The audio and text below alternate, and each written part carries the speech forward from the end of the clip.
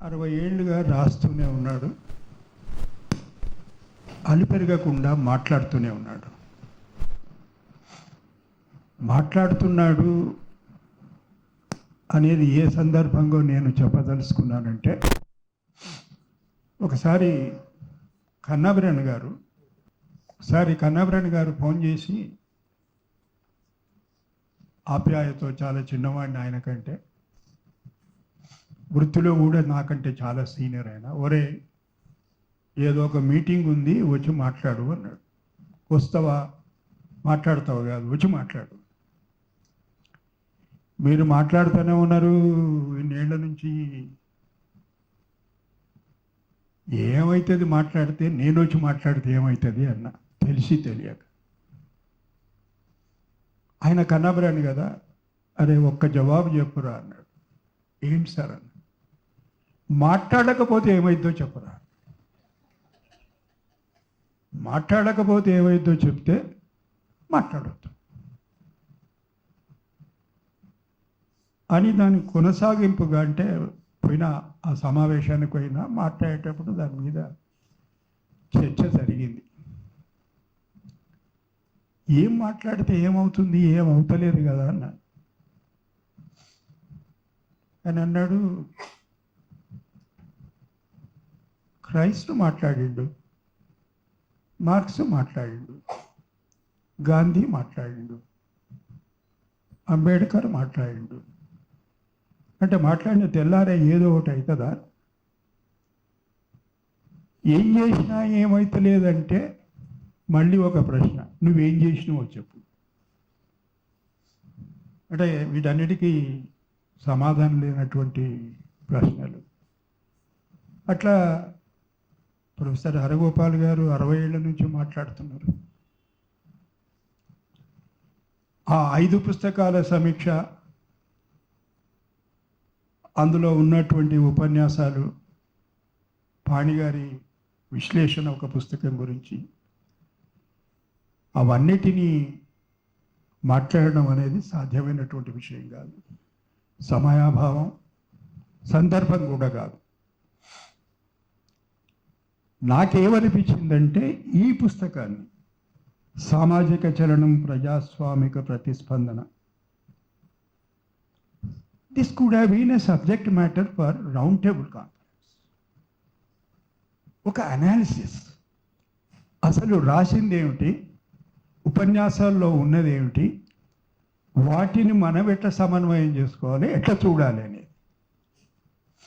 సరే, మళ్ళీ ఒకసారి రాఘవాచారి గారు ఉన్నారు కదా, ఆయన వేదిక ఉంది కదా, ఆయనకు ఒకసారి అడుగుదాం, ఆయన అటువంటి సమావేశం ఏర్పాటు చేయాలి. వరవర్రావు గారు ఒక మాట అంటాడు, హరగోపాల్ శాంతి దూత. పుస్తకం అంతా మాట్లాడలేను కనుక అక్కడక్కడ కొన్ని విషయాలు.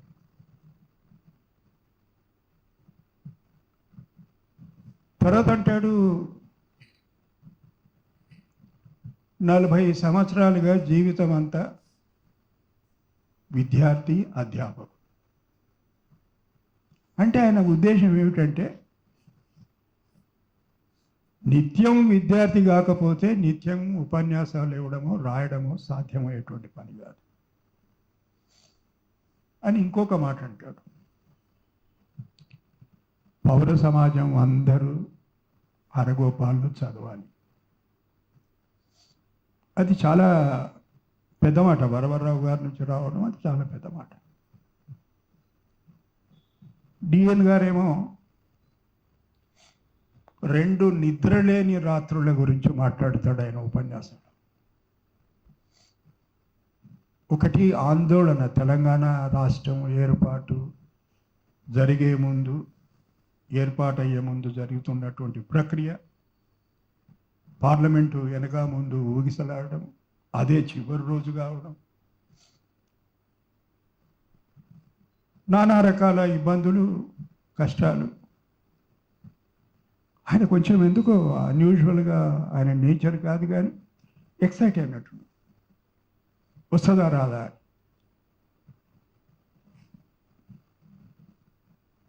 రెండవది కాకతాళీయంగా అప్పుడే రెండవ రాత్రి ఎప్పుడంటే వరవర్రావు గారి అరెస్ట్ సందర్భంగా. డిఎన్ గారు ఇంకొక మాట అంటారు, తెలంగాణ రాకముందు ఆయన ఉపన్యాసాలలో కానీ ఆయన రాసిన కరపత్రాలలో కానీ వ్యాసాలలో కానీ తెలంగాణ పట్ల ఆయనకు ఉన్నటువంటి అవగాహన, తెలంగాణ సమాజం ఎట్లుండాలి తెలంగాణ రాష్ట్రం ఏర్పడిన తర్వాత, క్రమక్రమంగా రెండో భాగం వచ్చే వరకు అది తొలగిపోయి నేను ఆయన లోపల కోపం చూసినా అంటాడు డిఎం గారు. కోపం, ఆవేదన ఏదైనానండి. ఆ సందర్భంలో పొత్తూరు వారి దగ్గరికి పోతే ఆయన ఈయన కంటే ఎక్కువ తీవ్రంగా ప్రతిస్పందించాడు. హరగోపాల్, మనం ఎందుకు బతుకున్నాం, ఏమనుకున్నాం, తెలంగాణ రాష్ట్రం ఏర్పాటైతే ఏం చూస్తున్నాం మనం, చెప్పాలంటే ఏదైనా విషయం ఎవరికి చెప్పాలనో తెలియనటువంటి పరిస్థితి. దాని గురించి రాస్తారు డిఎన్ గారు.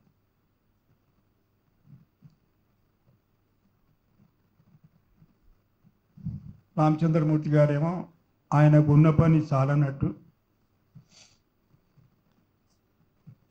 మార్కెట్ లేకుండా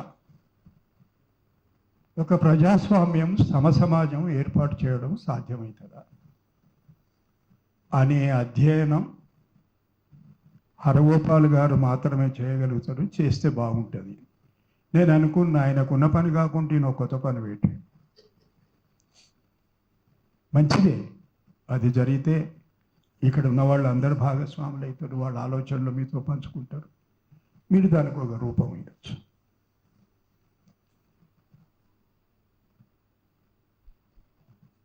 పాణి అనుకుంటా ఏదో ఆయన ఉపన్యాసాన్ని ఒక రచనను ఉటంకిస్తూ ఆయన అనకుండా ఉన్నారు, ఆయన సభలో లేరు, ఆయన ఎవరికో అంటగడతాడు అన్నమాట. ఏమని, నేను ఆయనతోటి మాట్లాడుతుంటే ఇది మార్క్సిస్ట్ దృక్పథం కాదు కదా అన్నాడు. అయితే దానికి సమాధానం ప్రొఫెసర్ హరగోపాల్ గారే ఇచ్చిండ్రు. ఆయన ముగింపు ఉపన్యాసంలో ఆయన జ్ఞాపకం ఉందో లేదో, మార్క్సిస్ట్ కావడం అనేది మామూలు విషయం కాదు. జీవితాంతం తపస్సు చేసిన, కష్టపడ్డా, చదువుకున్న, ఉపన్యాసాలు ఇచ్చిన, ఇతరుల నుంచి నేర్చుకున్న, విద్యార్థులకు పాఠాలు చెప్తే వాళ్ళంతా ఉపాధ్యాయులై సమకాలీనులై వాళ్ళతో చర్చ జరుపుతున్న మార్క్సిస్ట్ కావడం అనేది అంత సులువైనటువంటి విషయం కాదు. ఉంటాయి కొంతమంది కాపోవాలు,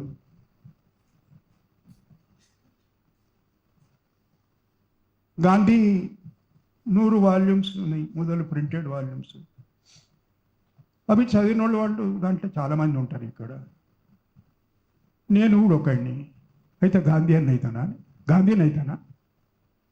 జీవితాంతం తపస్సు చేస్తే గాంధీ అని అయితే కావచ్చు.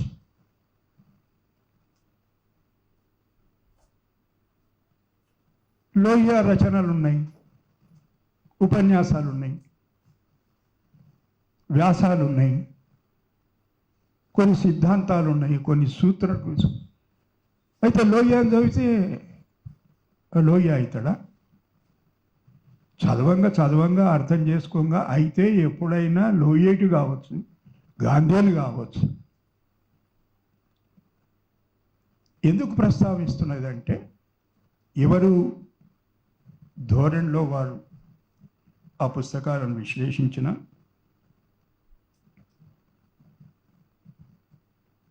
నాకు కనబడింది ఏమిటంటే, అందరికి కూడా కనబడింది అది, హరగోపాల్ ఒక గొప్ప మానవతావాది.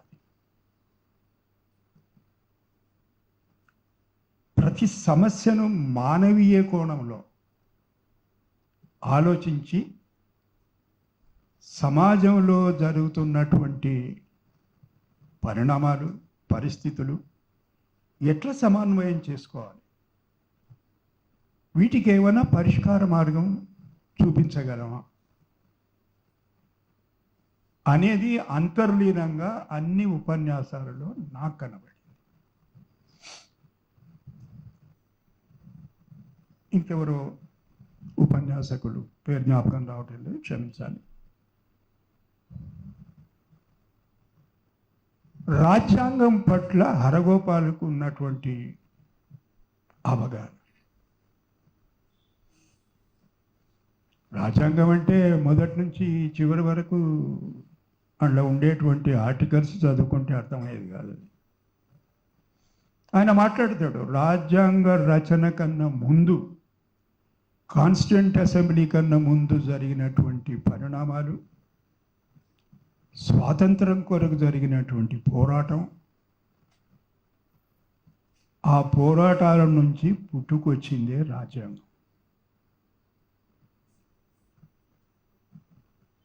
ఎప్పుడైతే పోరాటం గురించి, ఆందోళన గురించి అర్థం కాదో అప్పటి వరకు రాజ్యాంగం అర్థం కాదు. ఊరికనే ఎవరో నలుగురు కూర్చొని 200 మంది కూర్చొని రాసి ఏదో ఇచ్చేసింది కాదు.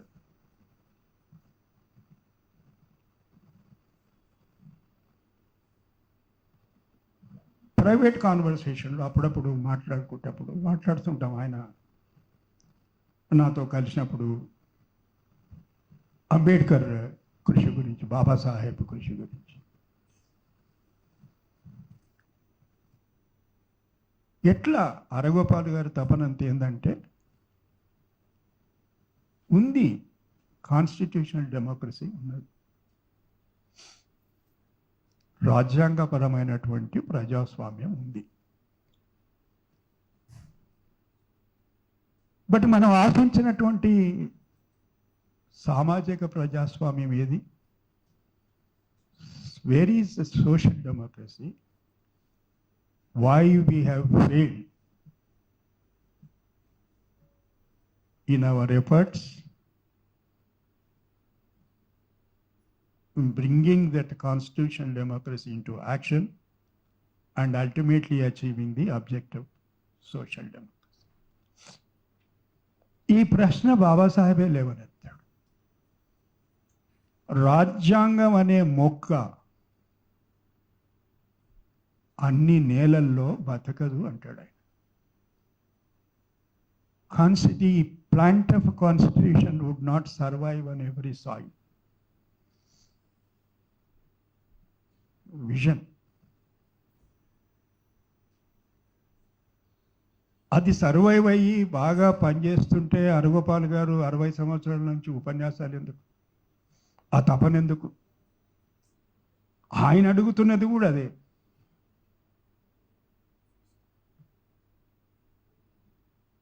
అందుకే అంటాడు ఆయన, బాబాసాహెబ్ ఏమంటాడంటే, ఇది ఒక అసమానతతో కూడుకున్నటువంటి సమాజం. వీఆర్ సూపర్ ఇంపోజింగ్ డెమోక్రసీ అనే society which is essentially undemocratic. అప్రజాస్వామికమైనటువంటి ఒక నేల మీద మనం ప్రజాస్వామ్యాన్ని రుద్దుతున్నాం. కానీ ఆయన ఎప్పుడు నిరాశపడి ఇంకేం జరగదు, దీనివల్ల ఏం కాదు, మన శ్రమంతా వృధా అని అనలేదు. ఆయన ఏమన్నాడంటే, దానికి జీవం పోయాలంటే కాన్స్టిట్యూషనల్ మొరాలిటీ, రాజ్యాంగపరమైనటువంటి నైతికత. ఏంటినా హరగోపాల్ గారు పుస్తకం మీద మాట్లాడమంటే రాజ్యాంగం మీద మాట్లాడుతున్నాడు అంటే, ఆయన మాట్లాడుతున్నాడు 60 సంవత్సరాల నుంచి, అదే మళ్ళీ మాట్లాడుతున్నాడు. ఆయన నేషనల్ లా యూనివర్సిటీస్కు బెంగళూరుకు పోయి చెప్పొస్తుంటాడు వాళ్ళకు, రాజ్యాంగాన్ని ఎట్లా చూడాలి, మీరు ఎట్లా చదవాలి, ఎట్లా అధ్యయనం చేయాలి.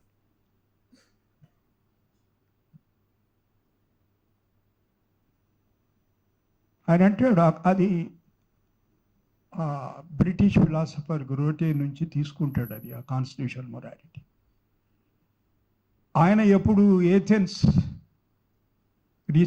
ఏథెన్స్లో ప్రజాస్వామ్యం రాజ్యాంగ నిర్మాణం జరిగే సందర్భంగా జరిగేటువంటి చర్చలు అప్పుడే, అంటే ఏన్షియంట్ టైమ్స్లో రాజ్యాంగ నైతికత అనేది లేకపోతే దాన్ని ఉల్లంఘించడం చాలా సులభం. అందుకే ఆయన అంటాడు ఏమిటంటే, రాజ్యాంగంలోనే కాదు సమానత్వం, పరిపాలనలో కూడా ఉండాలి సమానత్వం. లేకపోతే పరిపాలన ద్వారా నిమిషాలలో రాజ్యాంగాన్ని ఛిద్రం చేయవచ్చు.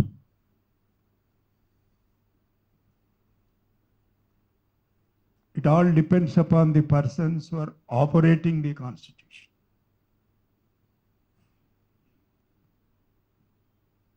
If he is a good man, it is the best constitution. If he is not a good man, it's a useless document. Because a man is wild. That's what he says. ఆయనకు సంపూర్ణమైనటువంటి అవగాహన ఉండింది ఏం జరగబోతుంది అని.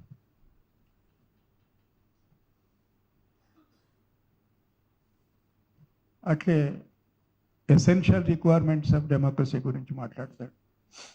హరగోపాల్ గారి favourite subject కనుక అది.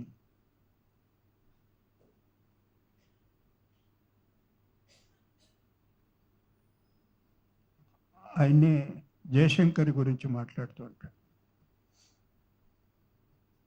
ముందు వ్యక్తి తనను తాను గౌరవించుకోవాలి.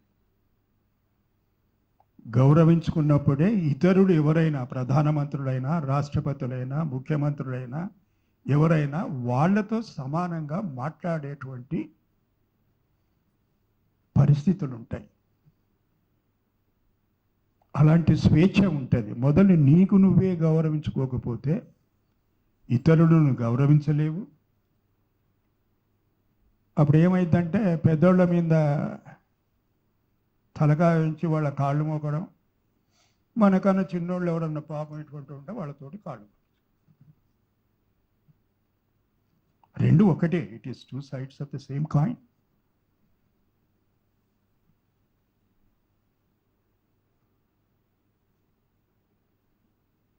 ఇంకొక రిక్వైర్మెంట్ ఆయన ఏమంటాడంటే ఎఫెక్టివ్ అపోజిషన్. 5 ఏళ్ళకు ఒకసారి ఓటేసి ఇంట్లో కూర్చుంటే అయ్యే పని కాదు. ఆయనకు ప్రతిపక్షం పట్ల ఉండేటువంటి అవగాహన ఏమంటే పార్లమెంటులో then and there they should be challenge. ఈ పదం వాడతాడు ఆయన.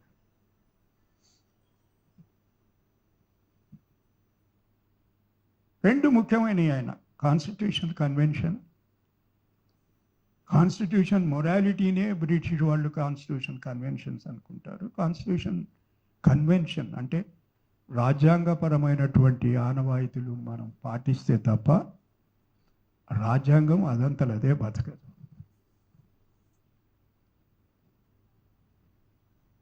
ఒక చిన్న ఉదాహరణ చెప్తా. కాన్స్టిట్యూషన్ కన్వెన్షన్ అంటే ఏమిటి?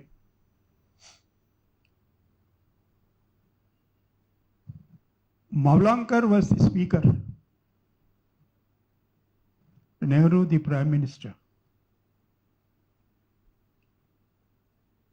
ప్రధానమంత్రి గారు ఒక లేఖ రాస్తారు మౌలాంకర్కు. ఏదో మీతో కలిసి మాట్లాడేది ఉన్నది, ఈ ఫలానా సమస్య మీద మీకు ఎప్పుడు వీలవుతుంది అని. అంటే అందులో నువాన్స్ ఏమిటంటే ఎప్పుడు వస్తావు నువ్వు కలవడానికి. ఈయన దానికి జవాబు రాస్తాడు. నెహ్రూస్ లెటర్స్లో చూస్తే మీరు గొప్ప నాయకులు, స్వాతంత్ర సంగ్రామంలో నేను మీకన్నా ఎన్నో రెట్లు కింద ఉండి మీతో పాటు పనిచేసిన వాడిని. మీ పట్ల అపారమైనటువంటి గౌరవం ఉంది. కానీ మీరు ఏ విషయం మీదైతే చర్చించదలుచుకున్నారో సాంప్రదాయం ప్రకారం స్పీకర్ను ప్రధానమంత్రి కలవాలి. అయినా మీరు తారీఖు, డేటు, సమయం చెప్పండి, నేను వస్తాను.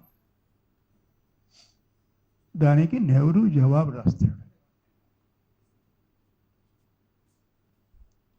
ఎంత ఘోరమైనటువంటి తప్పు నుంచి నన్ను రక్షించు. నేను ఎంత పెద్ద పొరపాటు చేసినా ఈ మాత్రం కూడా చూసుకోకుండా నేను సభాధ్యక్షునికి ఉత్తరం రాయడం ఏమిటి? నేను ఫలానా తారీఖున వస్తాను, మీకు వీలు ఉంటుందా? సమావేశం జరిగింది, చర్చించున్నది, అంత ఇంపార్టెంట్గా. ఎక్కడుంది ఇది? రాజ్యాంగంలో ఉందా? పార్లమెంటుకు సంబంధించిన విషయం అయితే ప్రధానమంత్రి స్పీకర్ సభ అధ్యక్షుని దగ్గరికి పోవాలని ఉందా? అక్కడి నుంచి ఎక్కడి వరకు వచ్చినాం? వేణుగోపాల్ కలవటందుకు పోతే స్పీకర్ను ఆయన ఇట్లా నిలబడతాడు, అంటే ఉన్నదానికన్నా ఎక్కువ ఇంకెనక. ప్రధానమంత్రి గారు వస్తే వంగుతాడు. సభలోనే ఈ తతంకం అంతా సభలోనే దేశమంతా చూస్తుంది, ప్రపంచం అంతా చూస్తుంది.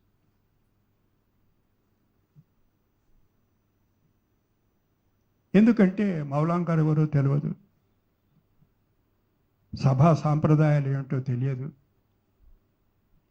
నెహ్రూ ఒకటి తెలుసు, ఎందుకొరకంటే రోజు వాడిని ఆ గ్రేవ్ నుంచి, బొందల నుంచి లేపి ఒక 4 ఉతుకులు ఉతికి మళ్ళీ వాడిని బయట ఉంటే ప్రమాదం అని మళ్ళా గ్రేవ్లోకి పంపించి మళ్ళీ 4 రోజుల తర్వాత మళ్ళీ లేపి మళ్ళీ ఉతకడం. కానీ ఈ నువాన్సెస్ గురించి, రాజ్యాంగపరమైనటువంటి ఆనవాయితీలు ఏమిటి, సాంప్రదాయాలు ఏమిటి అనే అవగాహన లేదు.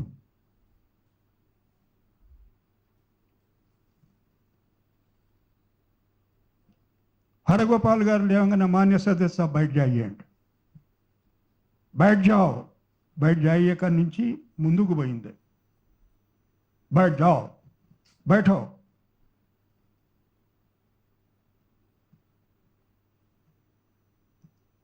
అది దాని పరిణామం ఏమైంది?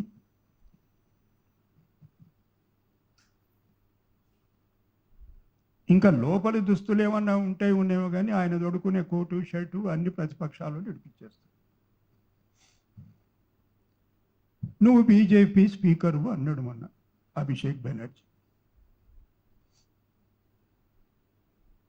మగవా మైత్రులేసి నువ్వేం చేస్తావో మాకు మొదలే తెలుసు నాకు ఆ సంగతి.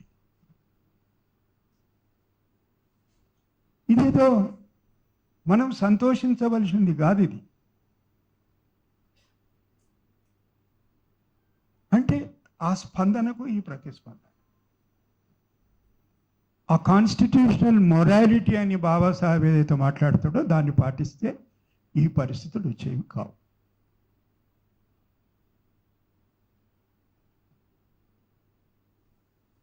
బలమైన ప్రతిపక్షం లేకపోతే ప్రజాస్వామ్యమే లేదంటాడు బాబాసాహెబ్.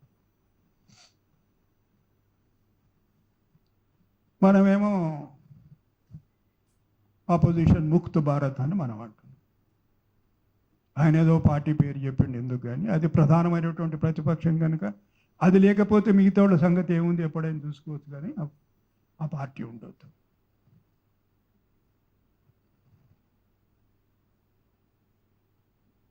ఇది చాలా క్లిష్టమైన పరిస్థితుల్లో ఉన్నాం మనం.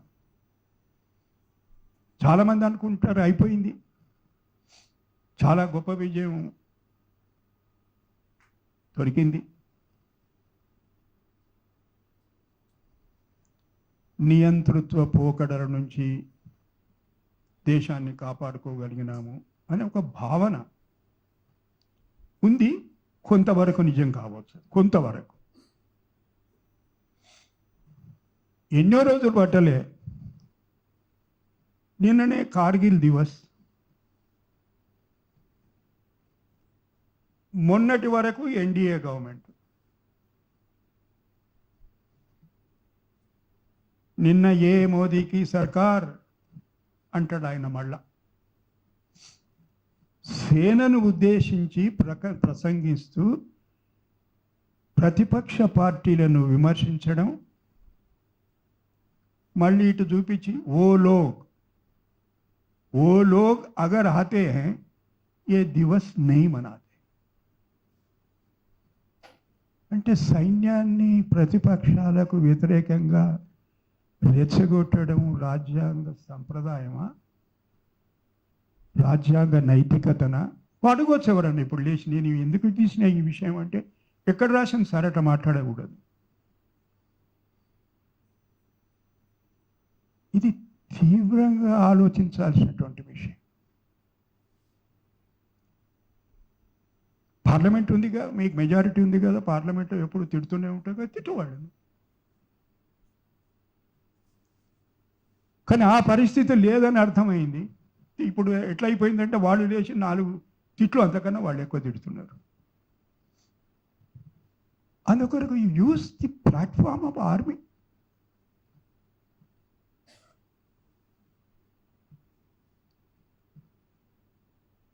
అందుకొరకు ఏదో జరిగిపోయింది అంటే మళ్ళీ అదే సమస్య. మరి హరగోపాల్ గారు 60 సంవత్సరాల నుంచి మాట్లాడితే ఏమైంది? 60 సంవత్సరాల నుంచి మాట్లాడితే రాజ్యాంగాన్ని ముట్టుకోవడానికి కూడా ఇష్టం లేని వాళ్ళు దాన్ని నెత్తిన పెట్టుకుంటున్నారు. అది దొంగ నమస్కారం అయినా నమస్కారం మాత్రం చేస్తున్నారు.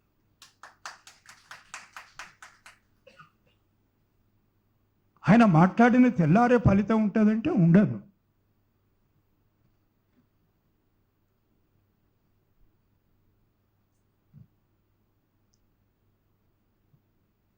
Sharpest weapon in the hands of the weakest man is the Constitution.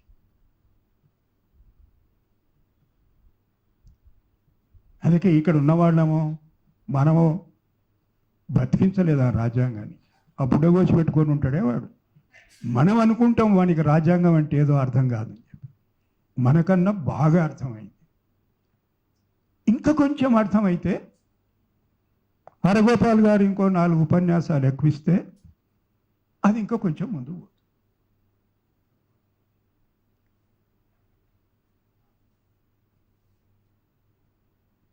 ఇది నాకు అర్థమైంది ఈ ఉపన్యాసాలలో, ఆ పుస్తకాలలో, ముందు మాటలలో.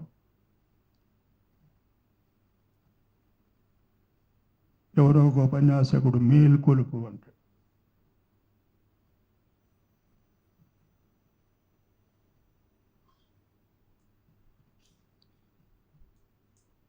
అయితే నన్ను ఒక ఆయన అడిగాడు, ఆ విషయం మీకు చెప్పాలి.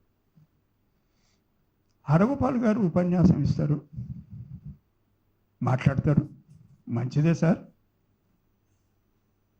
మళ్ళీ పోయి ఏదో 10 మంది ప్రొసెషన్ తీస్తుంటే దాని ముందర ఒక ప్లే కార్డు పట్టుకొని నిలబడి ముందు నడుస్తాడు. ఎందుకు సార్?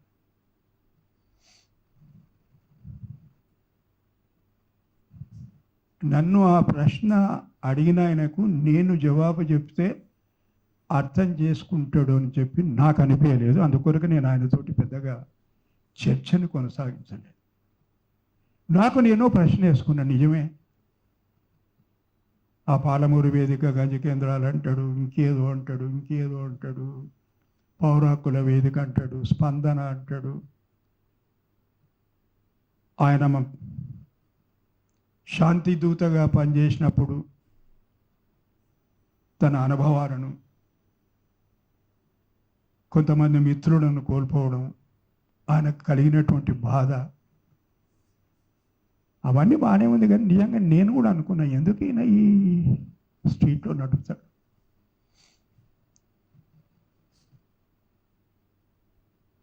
లోయ అంటాడు ఒక చోట, సడక్ అగర్ ఖామోష్ హై సదన్ ఆవారా బన్ జాయేగా.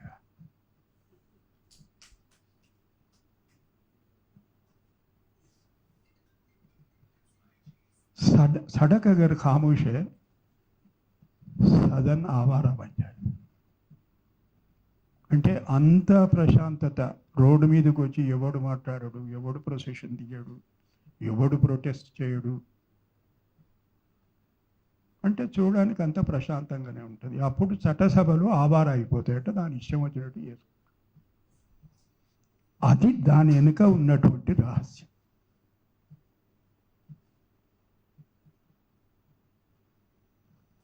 ఆయన ఒక సుప్రసిద్ధ సామాజిక శాస్త్రవేత్త. మొన్న ఎక్కడో చదువుతున్న ఏదో పుస్తకానికి ముందు మాటన జ్ఞాపకం రావట్లేదు, వయసు వస్తుందిగా.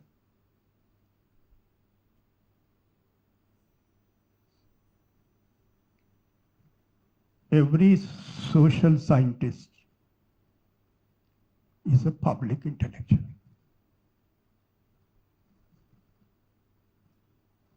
అది డిఎన్ కూడా అప్లై అవుతుంది అది. And what are the duties of intellectual? మేధావి అంటే వాడు పుస్తకం చదువుకొని వాడి ఇంట్లో కూర్చొని వాడు నోట్స్ రాసుకొని కూర్చోవడం ఆ మేధావి. తన అనుభవాలను, తను నేర్చుకున్న దాన్ని ఇతరులతో పంచుకోవటమే కదా. హరగోపాల్ గారు చేస్తున్న పని, నేను ఉపన్యాసకుడు అనే దానికన్నా ఆయన పౌర సమాజంతో ఒక నిరంతరమైనటువంటి సంభాషణ కొనసాగిస్తారు. It's a dialogue with the society. ఏదో చెప్పిపోయి నేను చెప్పినా బాగా మాట్లాడినా అనుకొని పోయేవాళ్ళు చాలామంది ఉంటారు. అది వేరే సంగతి, అది వేరే కేటగిరీ. సంభాషణ. లేకపోతే బెంగళూరు యూనివర్సిటీకి పోయినప్పుడు మీరు సెక్యులరిజం మీద ఉపన్యాసం ఇవ్వండి అని అడిగితే ఆయనకు మొదలై తెలుసు అక్కడ ఏం జరగబోతున్నది అని చెప్పి. కొన్ని శక్తులు, ఎటువంటి శక్తులు ఇప్పుడు విద్యార్థి లోకంలో వచ్చిందంటే,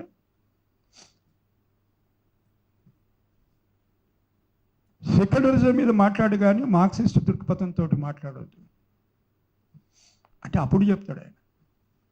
మార్క్సిస్ట్ ఎట్లయితాడు రా, ఎవడు జీవితం అంతా తపస్సు చేసిన మార్క్సిస్ట్, నాకు దోషింది ఏదో చెప్తా అంటాడు, చెప్పిండు అయిపోయింది. That is the dialogue. Unexamined life is not worth living అంటాడు సోక్రటీస్. ఏం కోరుకున్నది అప్పటి సమాజం ఆయన నుంచి? ఆయన నుంచి ఏం త్యాగం కోరుకోలేదు.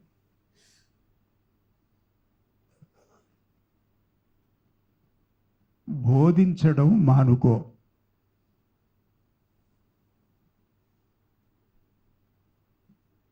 మేము నమ్ముతున్నటువంటి గ్రామదేవతలను నువ్వు కూడా నమ్ము.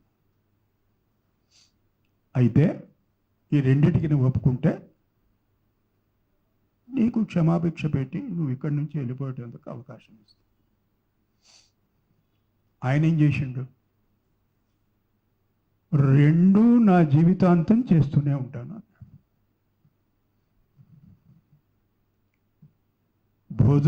బోధిస్తూనే ఉంటా. మీరు నమ్మమని చెప్తే నేను నమ్మను. నాకు నమ్మకం కలిగితే నేను నమ్ముతున్నది వేరే సంగతి. నువ్వు చెప్తున్నావు కనుక నమ్ము అంటే నేను నమ్మాను. సరే, ఫాలోడ్ బై విషపాత్ర ఆయన అంత వేరే.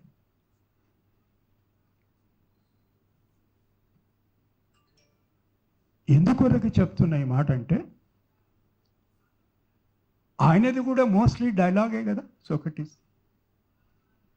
ఆ పరంపర, డైలాగ్ అనే పరంపర అక్కడి నుంచే ప్రారంభమైంది కదా. సరే, మన వాళ్ళు ఉపనిషత్తులలో ఉంది, వేదాల్లో ఉంది అంటారు. దాని గురించి పెద్దగా ఇప్పుడు చర్చించాల్సిన సందర్భం కాదు.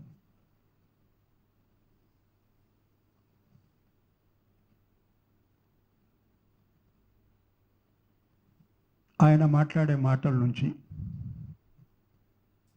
కొంచెమైనా అర్థం చేసుకొని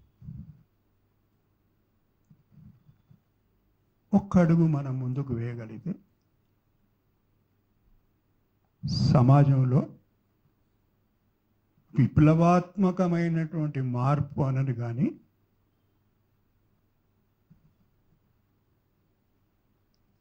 కొంత మార్పు వచ్చేటువంటి అవకాశం ఉంటుంది. ఆయన మాట్లాడేది జాగ్రత్తగా విందాం. కొంతనన్నా ఆచరించేటువంటి ప్రయత్నం చేద్దాం.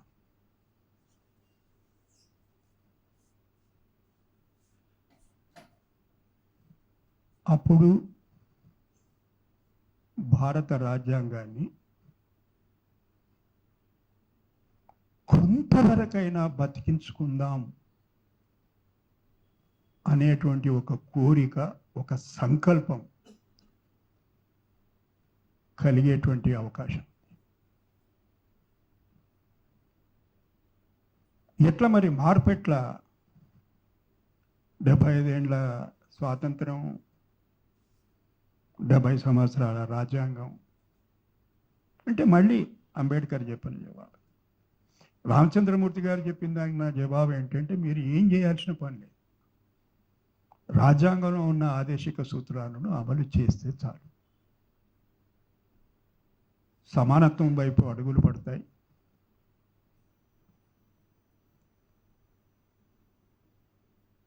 కొంతవరకు ఉన్నటువంటి అంతరాలు తగ్గిపోతాయి.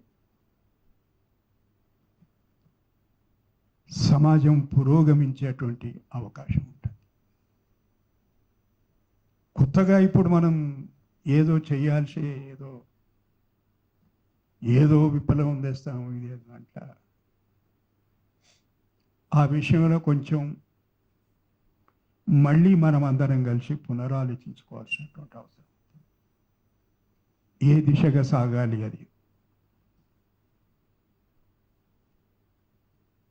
మానవ హక్కులను గౌరవించాల్సిందే, పౌర హక్కులను గౌరవించాల్సిందే. వాటికి భంగం జరిగినప్పుడు మనం గొంతెత్తాల్సిందే.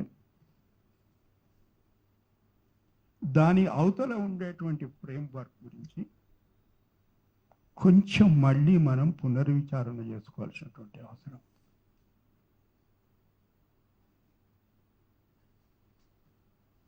అది ఒక్క కొత్త ప్రయోగం అయినట్టు ఈ రాజ్యాంగాన్ని మనం నెత్తిలేసుకొని దీని అమలుకు డిమాండ్ చేయడం కూడా ఒక కొత్త ప్రయోగం అనుకొని మొదలు పెడదాం. ప్రజల్లోకి తీసుకుపోయేటువంటి ప్రయత్నం చేద్దాం. ఉంటాయి ఇవన్నీ ఛాలెంజెస్. ఇంతకుముందు నేను ఆర్గోపాల్ గారితో మాట్లాడుతుంటూ అన్నాను, అప్పుడు శ్రీనివాస్ గారు లేరు. ట్రంప్ కమలా హ్యారిస్ను ఫస్ట్ ఆయన రియాక్షన్లో అడ్రస్ చేసుకుంటా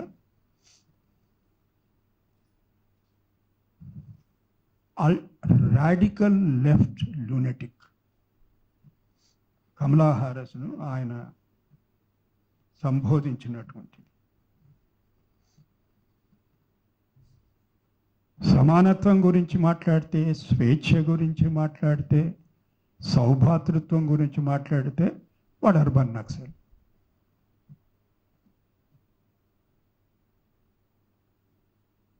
అంటే వాళ్ళ ఉద్దేశం ఏంటంటే నక్సలైట్ అంటూ ఎవరు ఉంటే వాళ్ళని అందరినీ అప్పుడే చంపేసాం అయిపోయింది అని, మిగతా వాళ్ళు ఎవరు ఉంటే ఏరేస్తాం. కానీ వీళ్ళంతా పౌర సమాజంలో పెద్ద మనుషులు బాగా చలామణి అవుతుంటారు. వీళ్ళంతా అర్బన్ నక్సల్.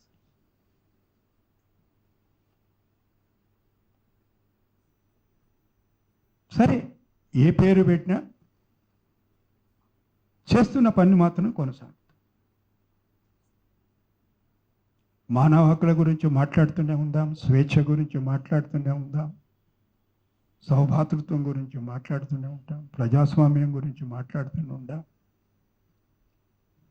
ఒక చిన్న సూచన, we will do it within the framework of the Constitution. ఎందుకంటే ఆ వెసులుబాటు ఉంది రాజ్యాంగంలో. మార్క్స్ను దర్శించదలుచుకున్నవాడు రాజ్యాంగంలో మార్క్స్ను దర్శించవచ్చు. గాంధీని చూడదలుచుకున్నవాడు గాంధీని రాజ్యాంగంలో చూడవచ్చు.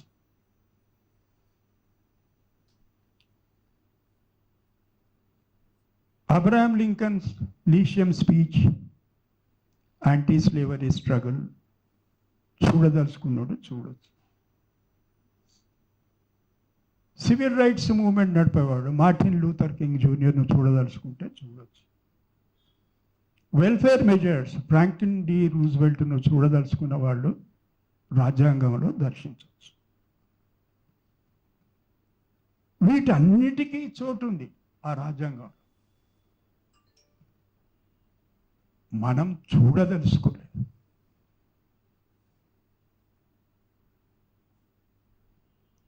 వాటిని దర్శించాలంటే మొదలు చేయాల్సింది ఆ మెయిన్ స్ట్రీమ్ మీడియా అనేది ఒకటి ఉంటుంది కదా, దాన్ని మనం చూడడం మానేయాలి.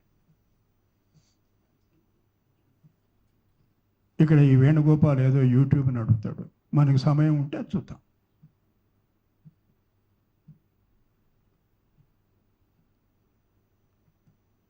ఈ మాట అంబేద్కర్ కూడా అంటాడు. అవును, ప్రతిపక్షాల తరఫున మాట్లాడితే ఏమొస్తుంది వాడికి? ఎవడి వాడికి అడ్వర్టైజ్మెంట్స్ ఎప్పుడు 50లో అంటాడు. One of his last speeches, November 48 speeches, ఈ ప్రమాదాలు అన్నీ ఉన్నాయి అని చెప్తాడు. మొన్ననే ఎక్కడో స్టడీ చూస్తుంటే 24 ఎలక్షన్ మొదలైన తర్వాత మొన్నటి వరకు more than 10 million or 12 million people have stopped watching the mainstream. ఎందుకంటే వాళ్ళు రోజు లెక్క పెట్టుకుంటారు కదా, ఎంతమంది చూస్తున్నారని లెక్క మీటర్ తిరుగుతుంటుంది కదా వాళ్ళ దగ్గర. వాళ్ళ స్టడీలోనే బయటపడ్డది ఏంటంటే ఇన్ని మిలియన్స్ అది చూడడం మానేసి. ఇంకా ఎవరైనా మన దాంట్లో మిగిలి ఉంటే మనం కూడా మానేస్తే మనం ఇంకా కొంచెం ఆలోచించగలిగేటువంటి శక్తి మనకు పెరుగుతుందేమని నాకు అనిపిస్తుంది. హరగోపాల్ గారి నుంచి